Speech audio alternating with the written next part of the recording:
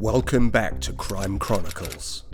Some would argue that the legend of Middlesbrough's Hardmen peaked around the 1950s. During the 1930s and 1940s, Middlesbrough had a fearsome reputation, and in those days, the toughest guy around by far was Jimmy Swales. He was the sort of guy that the toughs took one look at and decided it might be best to change pubs or just go home. Before Jimmy, there was another top dog, Quiet Henry Wilson. Henry would solve a dispute with one punch, and then go back to his pint as if nothing had happened. Today we take a look at a guy that some would argue is the most legendary of all Middlesbrough's hardmen.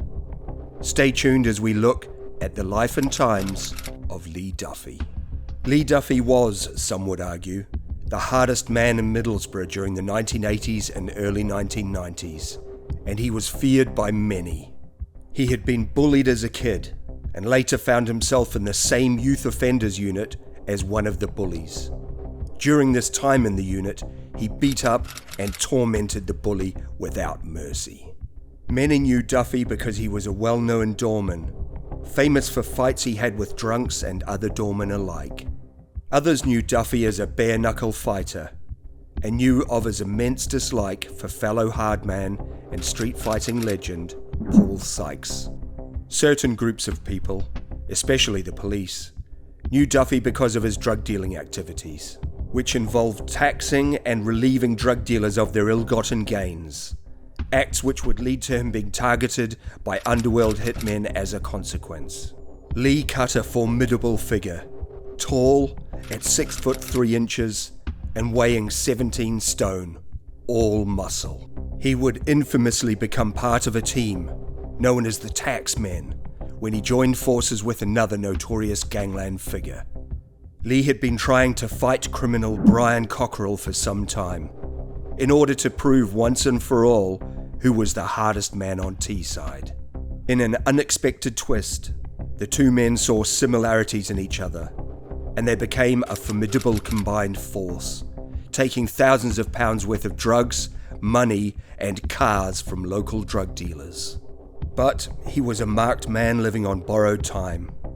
Lee Duffy is said to have survived 3 alleged attempts on his life before he was killed in a street stabbing in August of 1991. The ex-boxer and bouncer was shot on 2 separate occasions, and once had petrol poured over him, with threats made to turn him into a human torch. But in August of 1991, Duffy's life came to a violent end when he was stabbed during a brutal street brawl on Martin Road in Middlesbrough. He was only 26 when he died, so why has his short life generated several books as well as a documentary? It was at the hands of a man whom he once called a friend that Lee Duffy lost his life. David Allison and Duffy had exchanged words at a blues party in the Afro-Caribbean Centre. Witnesses said Duffy had poisoned the atmosphere at the event by ordering everyone out of his way throughout the night and just behaving like a general menace. The two men walked out to the car park, where a huge crowd gathered to watch Allison and bare-chested amateur boxer Duffy have a scrap, one that would ultimately end in tragedy. This fight was dirty. Initially, Duffy was getting the better of Allison, who was having his head banged into the ground. Onlookers said Allison, who was armed with a knuckle duster, was being beaten by Duffy fair and square, and the notorious Hardman was doing quite a bit of damage. Then, in a deadly twist, a friend of Allison's passed him a knife, which he plunged into Duffy's side, underneath his left arm. The 26-year-old collapsed in the middle of the road, calling onlookers for help. He was rushed to Middlesbrough's General Hospital, and emergency medics battled to stop blood pouring from the wound. But despite their efforts, Lee Duffy died at 3:55 a.m. on August 25th of 1991. News of his death spread quickly around the northeast. One of the most feared men on Teesside had lost his life in a street fight, the type of fight that he'd survived countless times before. Some thought the killer's identity would be the best kept secret, with no witnesses coming forward initially, despite reporting that many people were present watching the fight. But the day after his death, Allison phoned his father and uttered the chilling words, "I think I've killed Lee Duffy."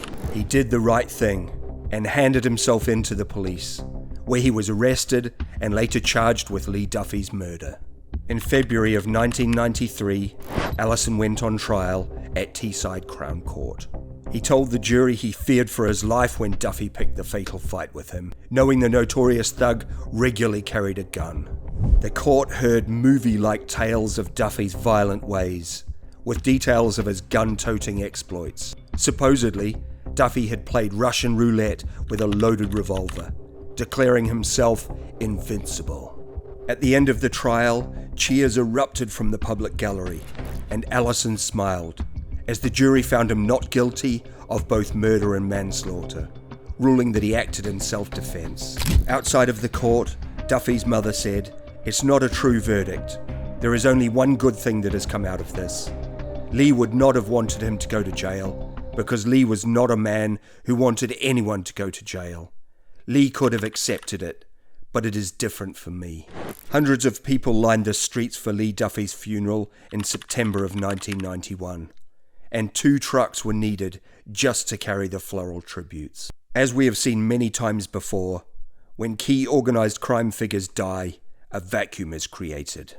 Following Duffy's death, characters from Middlesbrough's seedy underworld vied for the top criminal spot left by Duffy.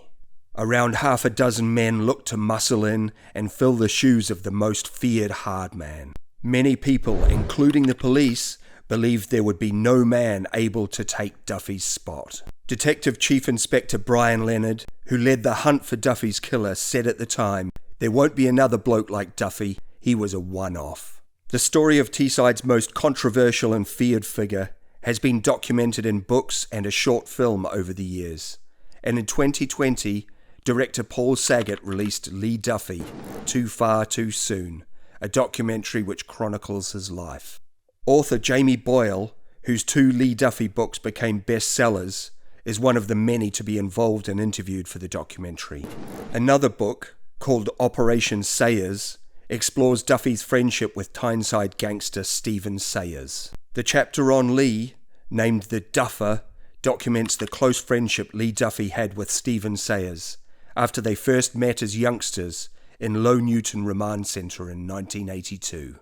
Packed with more stories of Lee Duffy's exploits, the book references him throughout and details incidents of him taking on 3 doormen at a time and beating them to a pulp. The book is also notable for containing never-before-seen images of Duffy. All we have left of Lee Duffy is memories.